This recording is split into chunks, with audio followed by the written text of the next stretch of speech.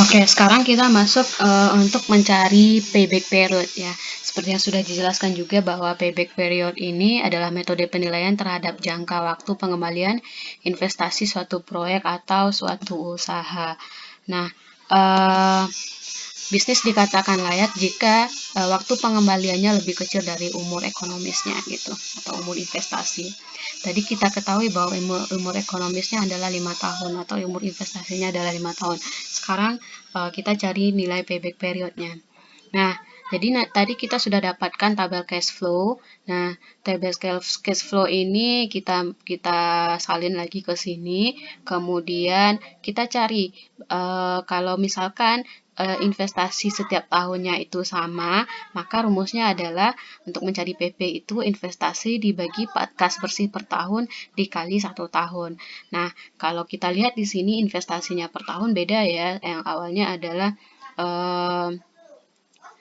bukan investasi yang sama per tahun, tapi earning after tax-nya per tahun itu sama, maka digunakan rumus ini. Berarti investasi dibagi kas bersih per tahun dikali 1 tahun. Investasinya tadi adalah 5M, dibagi kas bersih per tahunnya berapa gitu ya. Misal 1M per tahun, nah kalikan 1 tahun. Sementara kalau kita lihat di sini, di EAT-nya ini per tahun beda ya, jadi kita menggunakan rumus yang kedua ini. Nah, bagaimana caranya? Caranya adalah kita masukkan dulu investasi. Investasinya berapa? Di sini investasinya 5M. Kemudian proceed untuk tahun 1 berapa? Proceed untuk tahun 1 adalah 1,1M 750 juta. Nah, ini kita masukkan proceed tahun 1 di sini. Kemudian kita kurang. Nah, hasil pengurangannya adalah 3M 250 juta. Kemudian hasil pengurangannya ini di tahun 1 kita kurangkan lagi dengan proceed di tahun 2. Proceed tahun 2 berapa? Proceed tahun 2 adalah 1M 900 juta. Berarti kita kurangin dan hasilnya adalah 1M 350 juta. Nah, kemudian apakah ini nanti akan kita kurangi lagi dengan proceed tahun 3? Kita cek dulu proceed tahun 3 berapa. Oh, di sini proceed untuk tahun 3 adalah 2M 50 juta. Sementara kita punya sisanya hanya 1M 350 juta. Jadi artinya tidak mencukupi lagi jika dikurangkan dengan proses tahun 3. Maka angka proses tahun 2 ini, hasil akhir dari proses tahun 2 ini, setelah ini nanti akan kita langsung masukkan ke dalam rumus saja. Berarti investasinya adalah 1M, berarti di sini nanti proses tahun 2 dibagi dengan proses tahun 3. Hasil akhir proses tahun 2 adalah 1M 350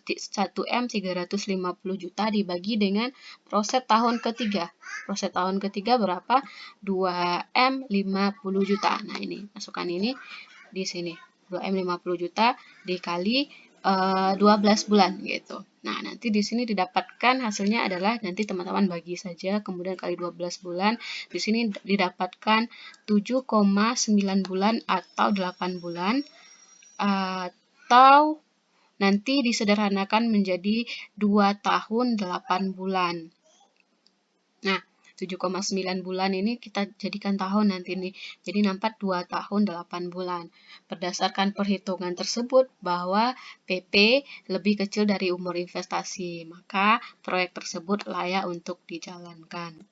Umur investasi berapa tadi? 5 tahun. Nah, di sini kita dapatkan PP-nya adalah 2 tahun 8 bulan. Artinya layak ya. Setelah PP kita lihat ARR atau Average Rate of Return. Nah, di sini rumus ARR adalah rata-rata EAT dibagi rata-rata investasi dikali 100%. Nah, untuk rata-rata EAT, kita harus cari dulu total EAT dibagi umur ekonomis. Nah, kita cari rata-rata EAT dulu. Nah, EAT ini artinya tadi kita jumlahkan EAT dari tahun 1 sampai dengan tahun kelima, itu totalnya adalah 6M 350 juta. Ini kita masukkan 6M 350 juta dibagi umur ekonomis. Umur ekonomisnya adalah 5 tahun. Nah, nanti di sini dapatnya adalah 1,270 juta. Berarti 1M 270 juta gitu. Kita dapatkan rata-rata AAT. Kemudian kita cari lagi rata-rata investasi. Nah, rata-rata investasi ini rumusnya adalah investasi dibagi 2. Nah, investasinya berapa? Investasinya di sini adalah 5M di awal dulu kan. Kemudian kita bagi 2 dapat 2M 500 juta.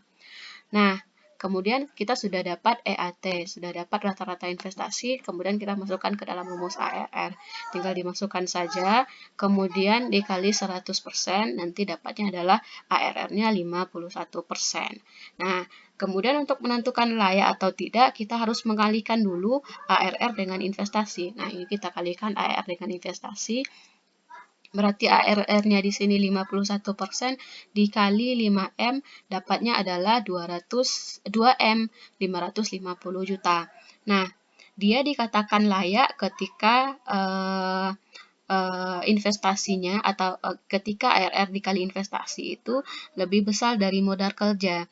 Nah, teman-teman lihat lagi bahwa modal kerja kita di soal tadi adalah 1M. Nah, jadi di sini 1M sebagai modal kerja. Maka di sini pastinya dia dikatakan layak karena modal kerja lebih sedikit dibandingkan dengan pengalian antara ARR dan investasi.